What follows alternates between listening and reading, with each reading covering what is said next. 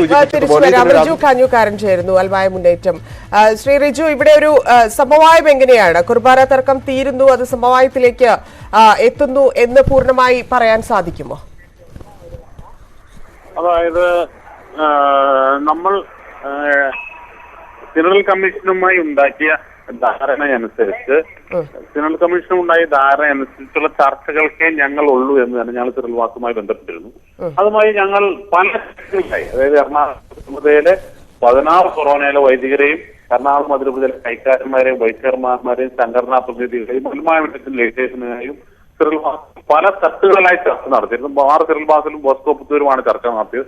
ചർച്ചകളിൽ ഞങ്ങളുടെ നിലപാട് വളരെ കൃത്യമായി ഞങ്ങൾ അദ്ദേഹത്തെ അറിയിക്കുകയും എറണാകുളം അതിരൂപത പിന്തുടരുന്ന കുർബാന യാതൊരു കാരണവശാലും അത് മാർപ്പാപ്പയ്ക്ക് എതിരല്ലാന്നും മാർപ്പാപ്പ അംഗീകരിച്ച ടെക്സ്റ്റ് കൃത്യമായി പാലിക്കുന്നത് ഞങ്ങൾ മാത്രമാണെന്നും മറ്റു രൂപതകൾ ആണ് ഇവിടെ വന്ന് സിനഡ് കുർബാന തീരുമാനിച്ച് ഇവിടെ വന്ന ടെക്സ്റ്റ് പാലിക്കാതെ കൂട്ടിച്ചേർത്ത കാര്യം നടത്തുന്നുവെന്ന് ഞങ്ങൾ കൃത്യമായി ബോധിപ്പിച്ചു. അതിനുശേഷം രാത്രി അഡ്വോ കമ്മിറ്റിയുമായി ചർച്ച നടന്നു. അതിൽ ഏകദേശം സമവായത്തിലേക്ക് ഒരു ധാരണ രൂപപ്പെട്ടു. സമവായമല്ലെന്നാണ് നേരത്തെ കെനഡി കരിമ്പിൻകാല ഞങ്ങളോട് പറഞ്ഞത്. ഇത് നിങ്ങൾ ഇതിനെ കെന്നഡി കരിമ്പിൻകാലയ്ക്ക് ആരാണ് ഇവിടുത്തെ ചർച്ചകളിൽ? കെന്നഡി കരിമ്പിൻകാല ഈ കിലോമീറ്ററോളം അപ്പം നിൽക്കുന്ന ഒരു വ്യക്തിയാണ്. അതായത് എറണാകുളം ബിഷപ്പ് ഹൗസ് ഇവിടെയാണെങ്കിൽ 10-50 കിലോമീറ്റർ അപ്പം നിൽക്കുന്ന ഒരാൾ മാത്രമാണ് കെന്നഡി കരിമ്പിൻകാല. ഇതിന്റെ അകത്ത് നിൽക്കുന്നത് ഞാൻ പറയുന്നതാണോ കെന്നഡി കരിമ്പിൻകാല പറയുന്നതാണോ സത്യമെന്ന് നിങ്ങൾ തിരിച്ചറിയാത്രേ ഉള്ളൂ.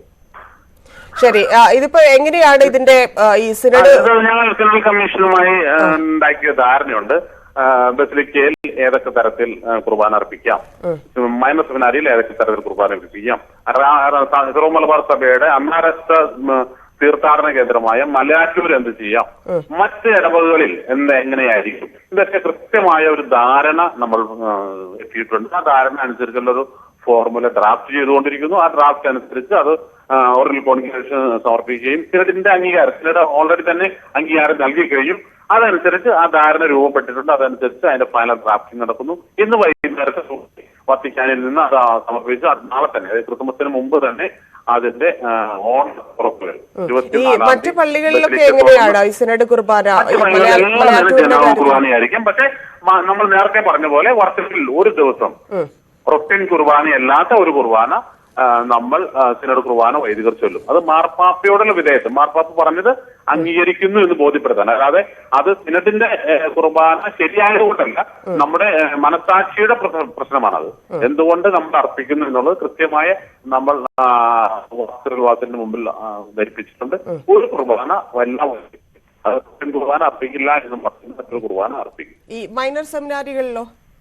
മൈനർ സെമിനാരികൾ മാസത്തിൽ നമ്മൾ ഒരു കുർബാന, അവരെന്തായാലും മൈനർ സെമിനാരി കഴിഞ്ഞാൽ മേജർ സെമിനാരിലേക്ക് ചെന്നാൽ ഈ കുർബാനയാണ് ഞാൻ അവർക്ക് കാണുന്നത്.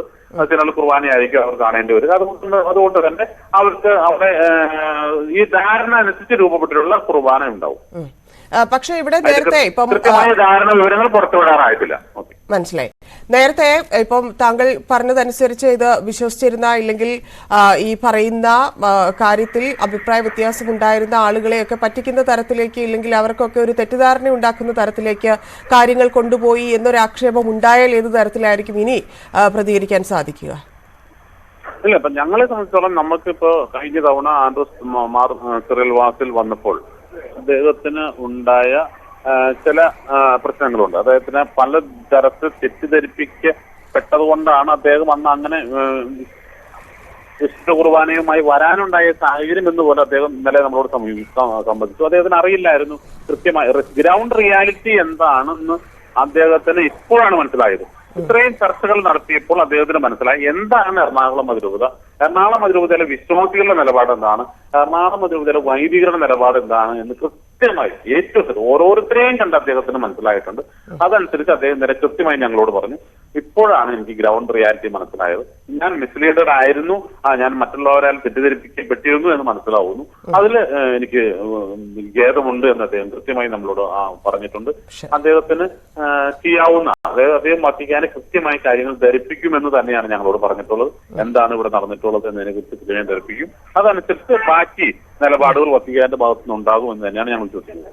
ഞങ്ങൾ അതുകൊണ്ട് തന്നെ ഇന്നത്തെ ചർച്ചയെ വളരെ സന്തോഷത്തോടെ സ്വാഗതപൂർവ്വം എല്ലാ മാധ്യമങ്ങളെ അറിയിച്ചിരുന്നു. ചർച്ചയെ സ്നേഹപൂർവ്വം ഞങ്ങൾ സ്വാഗതം ചെയ്യുന്നു. വളരെ 100% സംതൃപ്തിയോടെയാണ് ഞങ്ങൾ ചർച്ച കഴിഞ്ഞ് പുറത്തേക്ക് ഇറങ്ങിയത്. ശരി, നന്ദി ശ്രീ റിജു കാഞ്ഞുകാരൻ പ്രതികരിച്ചതിന്. ഡാനി, ഇവിടെ ഒരു വിട്ടുവീഴ്ചയ്ക്കും ഏകീകൃത കുർബാനയിൽ വിട്ടുവീഴ്ചയ്ക്കൊന്നും തയ്യാറല്ല എന്നുള്ള